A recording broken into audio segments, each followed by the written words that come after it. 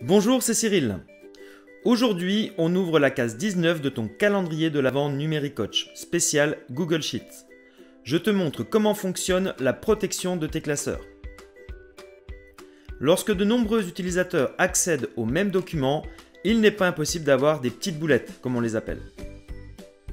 Pour éviter que ça arrive, tu peux protéger tes feuilles ou tes plages de données et les réserver à une ou plusieurs personnes.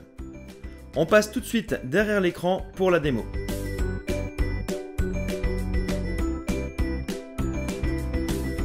Je vais prendre ce fichier comme exemple. Je souhaite protéger la feuille personnelle et être le seul à y avoir accès en dehors de la colonne E, qui devra permettre aux collaborateurs de mettre un commentaire. Déjà, je vais contrôler l'état du partage de ce document.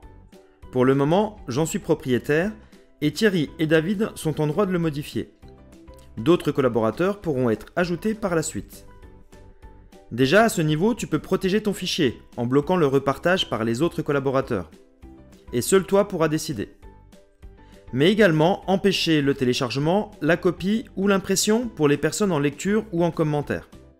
Ensuite, au sein du fichier, j'effectue un clic droit sur l'onglet Personnel, puis Protéger la feuille.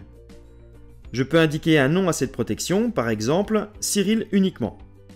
Ensuite, je sélectionne dans la liste la feuille concernée par la protection. Ici, je choisis Personnel. Je souhaite protéger toute la feuille sauf la colonne de commentaires. Je coche alors cette case, puis je clique sur l'icône pour sélectionner ma colonne E. Je valide avec OK.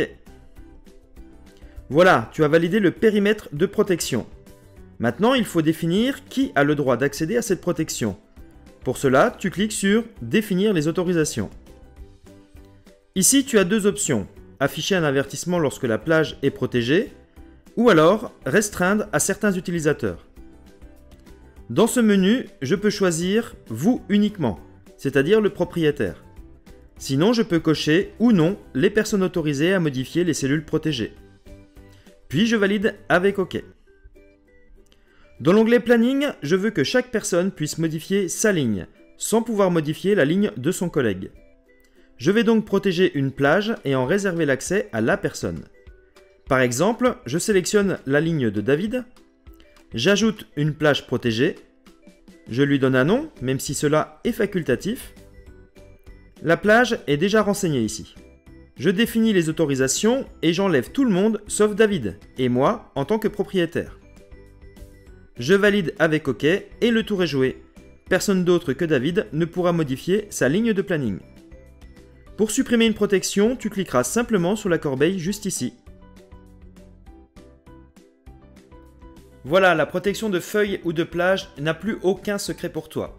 Tu peux donc protéger tes classeurs partagés afin qu'aucun utilisateur ne casse tes formules ou ta structure. Cela peut prendre un peu de temps, c'est vrai, mais il est rapidement récupéré par l'absence d'erreurs dans tes fichiers. Demain, tu retrouves Thierry pour voir les formules de calcul simples. Il te montrera les différentes méthodes pour être efficace en toutes circonstances. En attendant, abonne-toi à la chaîne Numéricoach sur YouTube et like la page Facebook du même nom. Et dirige-toi vers le blog de Thierry Vanoff pour recevoir chaque semaine des infos sur la suite Google. N'oublie pas d'enfoncer les pouces bleus, les plus et les j'aime de tes réseaux sociaux préférés et partage à tes collègues. À demain!